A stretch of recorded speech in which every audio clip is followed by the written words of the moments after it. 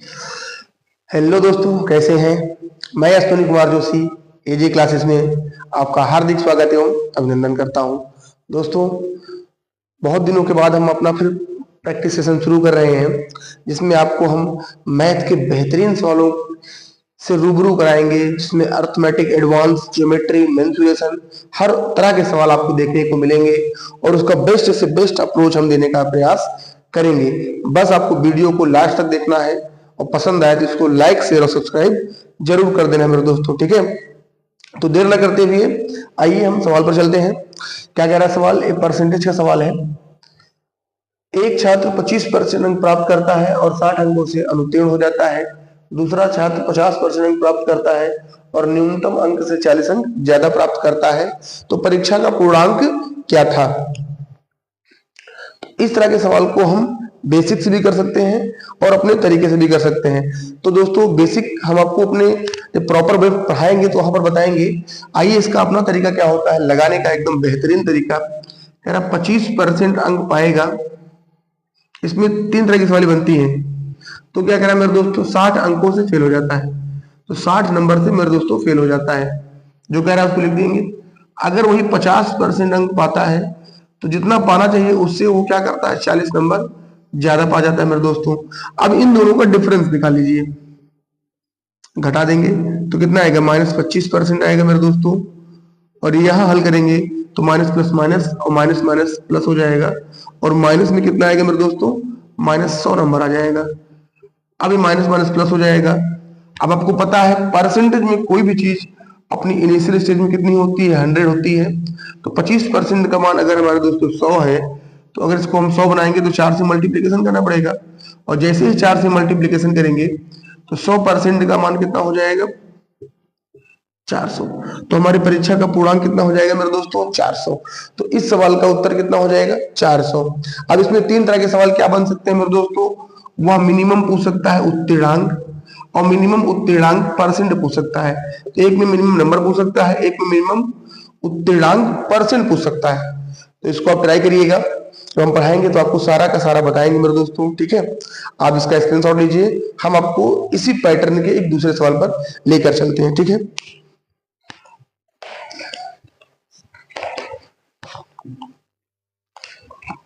चलिए, हो गया होगा, इरेज कर देते हैं इसको। दोस्तों, बस आप अपना हमारा सपोर्ट करिए, आपके लिए हम बहुत कुछ करने का काम करेंगे। छोटे छोटे सवालों के माध्यम से बड़े बड़े सवालों को हम डेवलप करेंगे। अगला सवाल मेरे दोस्तों क्या कह रहा है, देखिए। कह रहा है पिता और उसके एज का सवाल है। पिता और उसके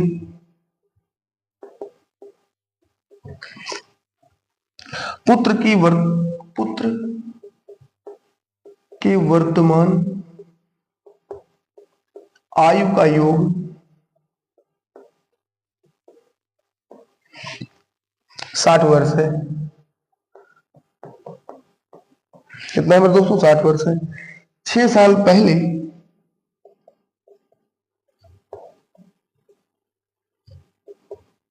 पिता की उम्र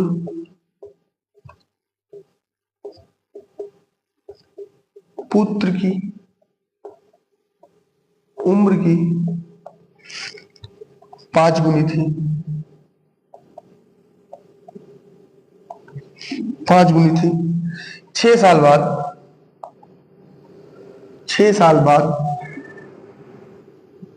6 साल बाद पुत्र की उम्र क्या होगी? पुत्र की उम्र क्या होगी? ऑप्शन है 12 वर्ष, 14 वर्ष, 18 वर्ष, 20 साल। ये हमारे ऑप्शन है, इसको हमें लगाना है मेरे दोस्तों। ये सवाल ऐसा है कि अगर इसमें यक्स वगैरह मानेंगे तो बहुत टाइम लगेगा। इसमें छोटा सा कॉन्सेप्ट होता है, उसको समझ लेंगे तो बहुत आसानी से सवाल आप लगा लेंगे। जैसे कॉन्सेप्ट क्या है उसी पर हम बात कर लेते हैं मेरे दोस्तों। पहले कॉन्सेप्ट आपको समझा देते हैं। जैसे हमने कहा ए की उम्र है 5 साल, तो 2 साल बाद कितनी इसकी उम्र हो जाएगी? 2 साल बाद कितनी हो जाएगी? 7 साल हो जाएगी। हमने कहा बी की उम्र है मेरे दोस्तों 3 साल, तो 2 साल बाद कितनी हो जाएगी? 5 साल। तो हमने कहा ए और बी की वर्तमान आयु का योग कितना है? तो अब कहेंगे सर जी 5 और 3 कितना है? 8। और यहां इनको जोड़ेंगे 7 और 5 12। ये 2 साल बाद ही है।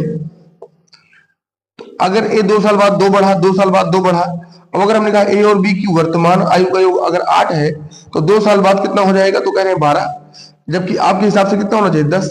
ए और बी की वर्तमान आयु का योग अगर 8 है तो 2 साल बाद कितना होना चाहिए 10, लेकिन हो कितना रहा है 12। तो यही तो कॉन्सेप्ट है मेरे दोस्तों, इसी को समझना है। यहाँ पर 2 लोग हैं, इसका 2 साल बढ़ेगा, इसका भी 2 साल बढ़ेगा, इसीलिए 4 साल बढ़ेगा, तो 8 में हम 4 जोड़ देंगे।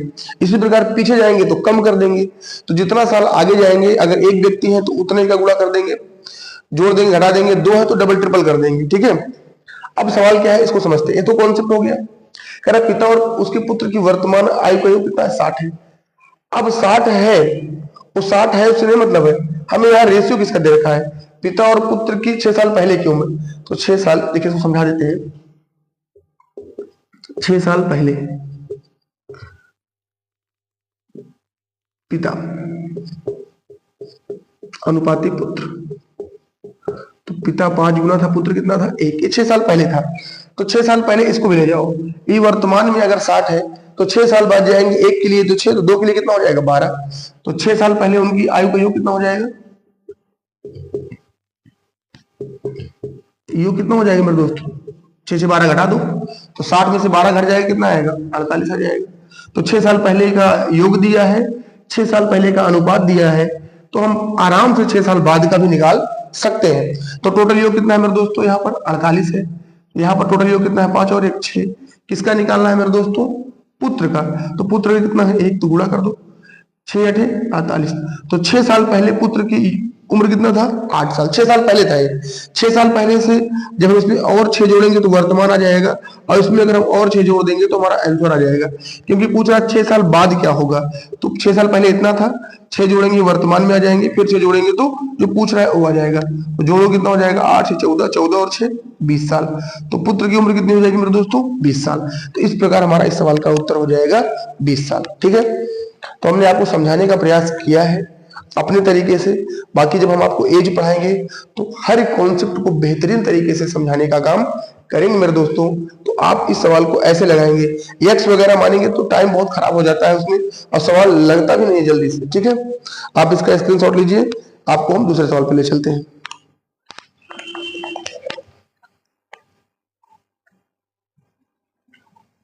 चलिए, आप वीडियो को लाइक और शेयर करते रहिए मेरे दोस्तों। ठीक है, अब लगातार प्रयास करेंगे आपके साथ हम टच में रहें, कम से कम आपको 2 घंटे का टाइम हम दे ही। अगला सवाल मेरे दोस्तों इधर देखते हैं क्या है।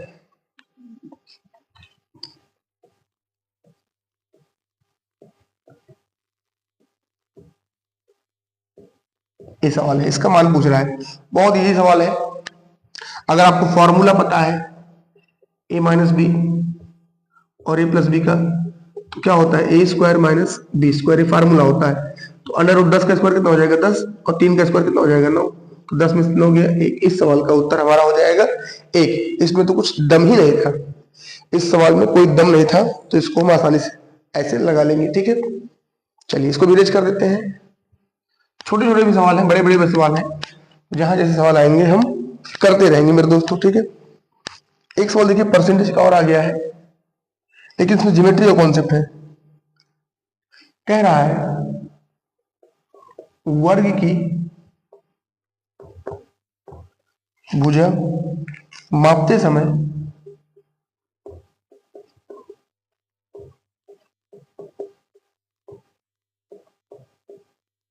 गलती से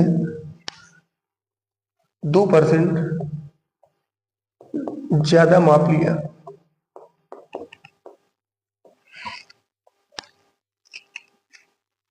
क्षेत्रफल में कितने परसेंट की गलती हुई, क्षेत्रफल में कितने प्रतिशत की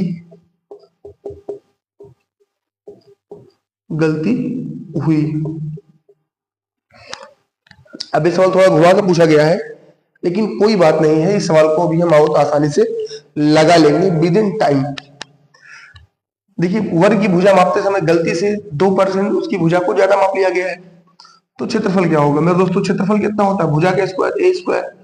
तो अगर वृद्धि पर वृद्धि होती है तो इसके लिए फार्मूला क्या बनता है x प्लस वाई देखिए सब पूरा लिख देते हैं, एक्स वाई बटे 100। तो वृद्धि होगा तो प्लस, कमी होगा तो माइनस। 2% ज्यादा हुआ है तो लगा दो, 2 + 2 गुणे 2 बटे 100। 2 कितना हो जाएगा 4, और 2 दूना 4.04। तो हल करेंगे कितना आएगा 4.04। तो क्षेत्रफल में कितने परसेंट की गलती हुई है, मतलब क्षेत्रफल ज्यादा हो गया है इतना, 4.04% क्षेत्रफल ज्यादा हो गया है मेरे दोस्तों, और कोई बात नहीं है। समझ में आ रहा है ना आपको? बहुत सीरियस होकर पढ़ना होता है हमें। हम आपको बहुत कुछ बता सकते हैं इस वीडियो के माध्यम से, इसमें अपना टाइम भी वेस्ट कर सकते हैं, लेकिन अपने पास इतना सुविधाएं नहीं है। ठीक है, लाइव आकर पढ़ा नहीं सकते क्योंकि फोन से वीडियो शूट हो रहा है, तो इसको पहले हम रिकॉर्ड करते हैं, फिर उसके बाद अपलोड करते हैं। ठीक है, तो कैसा लगा कॉन्सेप्ट कमेंट जरूर कीजिएगा आप। ठीक है, चलिए आगे चलते हैं हम।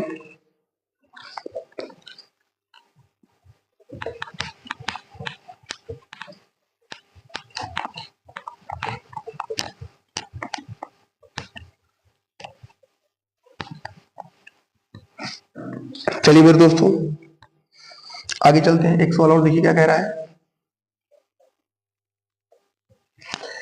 ए ने 600 रुपए बी को, ए ने 600 रुपए बी को 2 साल के लिए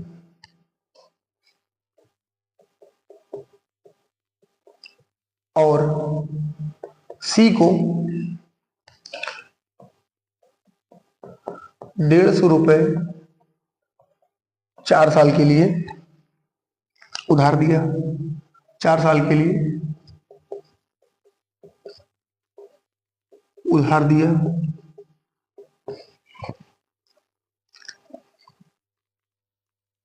एवं दोनों के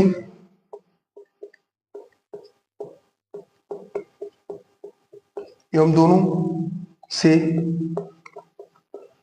90 रुपए का ब्याज मिला। 90 रुपए का ब्याज मिला। पूछ रहा हमसे दर, ब्याज की दर क्या थी। बहुत आसान सवाल ये भी है। अब ऐसा सवाल है कि इसमें कॉन्सेप्ट नहीं लगेगा, फार्मूला ही लगेगा। हमें ब्याज दे रखा है, मूलधन दिया है, समय दिया है, तो हम दर आसानी से निकाल लेंगे। तो एसआई का फार्मूला क्या होता है, सिंपल इंटरेस्ट का फार्मूला क्या होता है मेरे दोस्तों, पीआरटी बटे 100। ये फार्मूला होता है, इससे हमारा उत्तर आ जाएगा। मूलधन कितना, देखिए ए ही एक व्यक्ति है, बी को दिया है 600 रुपए, और ए ने ही सी को दिया है 150 रुपए। इनको दिया है 2 साल के लिए, इनको दिया है 4 साल के लिए। मूलधन गुणित दर, दर जो यहां पर है वही दर यहां पर भी है, बटे 100 बटे 100 प्लस, देखिए मूलधन गुणित दर गुणे समय बटा 100, मूलधन गुणित दर गुणे बटा 100। टोटल ब्याज कितना दे रखा है 90 रुपए। बस अब इसी को सॉल्व कर लो मेरे दोस्तों, हल कर लेते हैं। देखिए 1 0 2 0 1 0 2 0 कट गया, 1 0 से 0 कट गया, 5 दूनी 10, 5 3 15, 2 दूना 4, तो 6 दूनी 12 हो जाएगा यहाँ पर, प्लस 2 3 6 हो जाएगा बराबर 90। तो 12 और 6 कितना हो जाएगा 18, तो आर बराबर कितना हो जाएगा 18 पंचे 90। तो रेट कितना हो जाएगा 5%। तो इस प्रकार से रेट हमारा कितना हो जाएगा 5% हो जाएगा। इसमें हम कॉन्सेप्ट नहीं लगा सकते हैं क्योंकि फार्मूला लगेगा, और फार्मूले से सवाल आसानी से लग जाएगा। हम फार्मूला भी लगा सकते हैं लेकिन टाइम लगेगा उस फार्मूले में। ठीक है, चलिए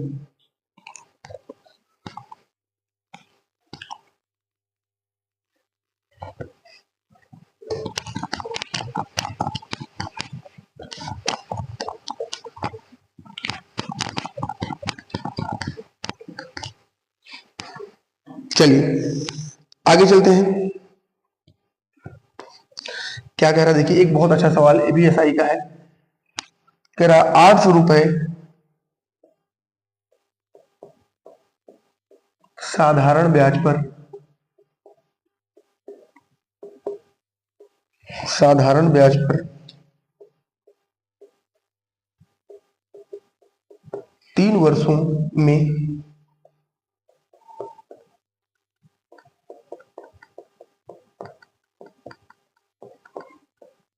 हो जाता है। यदि ब्याज की दर, बहुत अच्छा सवाल है, यदि ब्याज की दर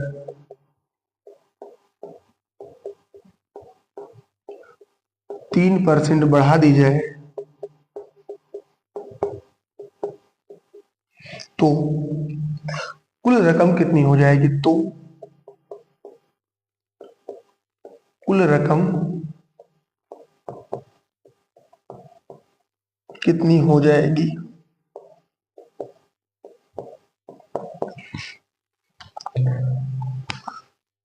दोस्तों ये सवाल ऐसा सवाल है कि अगर आप इसको लगाने जाएंगे ना तो बहुत टाइम आपका ले लेगा ये, लेकिन अगर आपको कॉन्सेप्ट पता है तो आप बहुत ही आसानी से विद इन सेकेंडों में इस सवाल को लगा सकते हैं। तो हम देर न करते हुए सीधे कॉन्सेप्ट की बात करेंगे और सवाल कैसे लगेगा इस पर बात करेंगे। कह रहा 8 रुपए साधारण ब्याज पर 3 वर्षों के लिए 920 रुपए हो जाता है यदि ब्याज की दर 3% बढ़ा दे। अगर हम ब्याज की दर बढ़ाएंगे मेरे दोस्तों तो ब्याज ज्यादा ही मिलेगा, और ब्याज ज्यादा मिलेगा तो 920 से तो ज्यादा ही होगा, 920 से ज्यादा ही होगा मेरे दोस्तों। तो अगर एक साल में बढ़ेगा 3% बढ़ाएंगे, एक साल में बढ़ेगा 3%, तो 3 साल में कितना बढ़ जाएगा? 9% बढ़ेगा मेरे दोस्तों। अगर 3 साल में 9% बढ़ जाएगा तो 8 से होगा 9% कितना हो जाएगा? 72। तो 72 हमको ज्यादा मिलेगा तो 920 में 72 जोड़ दो, 992 हो जाएगा। इस सवाल का हमारा उत्तर ए हो जाएगा। हम जब पढ़ाते हैं ना इसको तो बहुत तरीके से पढ़ाते हैं दोस्तों, लेकिन अभी तरीके बताने की जरूरत नहीं है। कैसे लगेगा इंपॉर्टेंट ये है।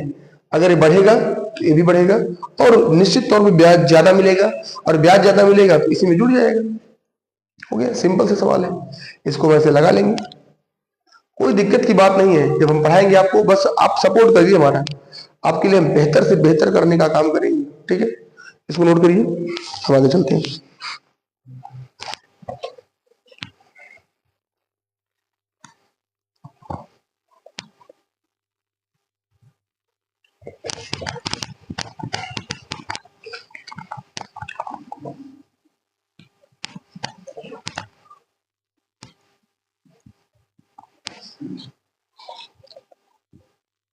देखिए ताजे अंगूर में, बहुत अच्छा सवाल भी है, ताजे अंगूर में 80% पानी है,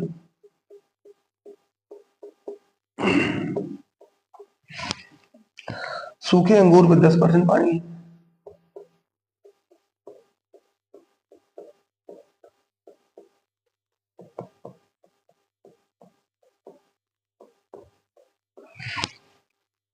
यदि सूखे अंगूर का वजन 250 ग्राम है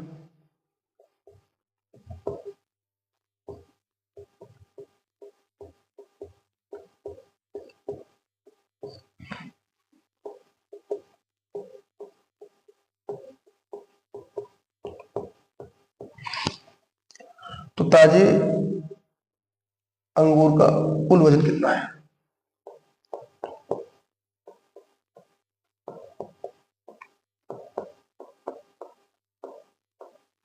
बहुत अच्छा सवाल है मेरे दोस्तों।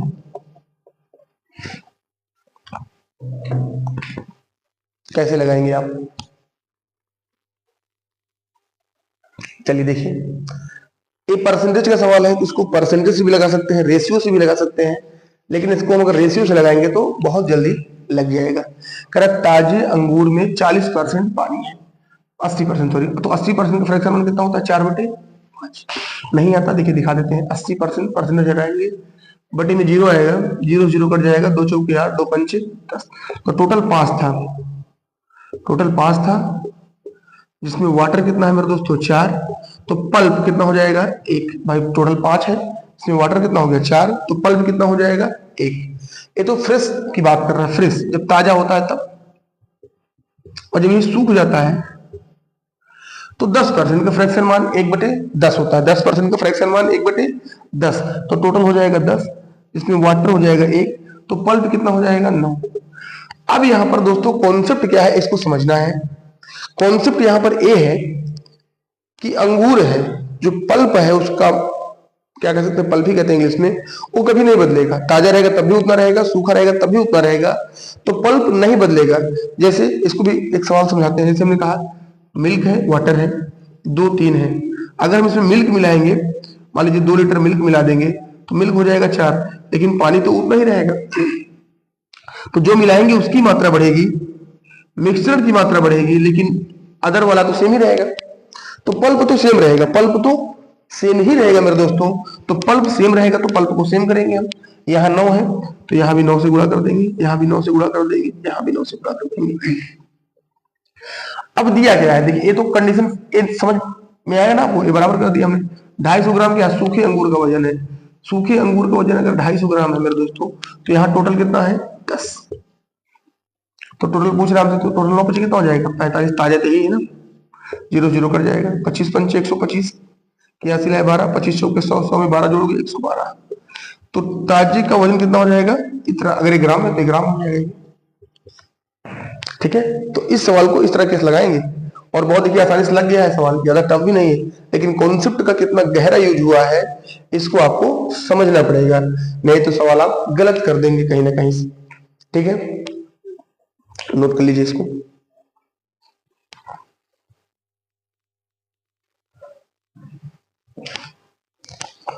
चलिए इरेज कर दें।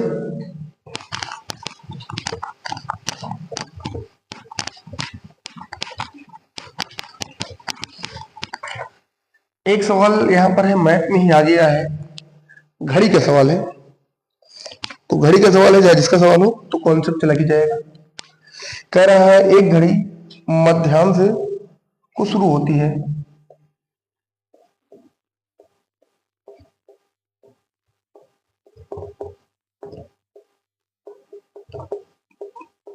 शुरू होती है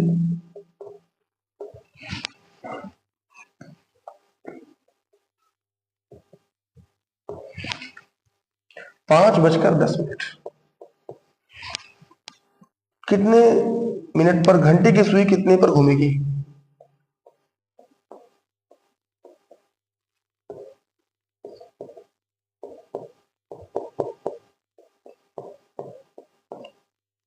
कितने डिग्री पर घूमेगी, क्योंकि डिग्री पूछ रहा है।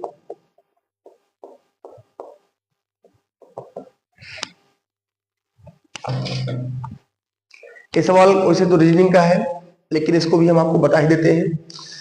देखिए मेरे दोस्तों, यहाँ पर घंटे की सुई के बारे में बात कर रहा है।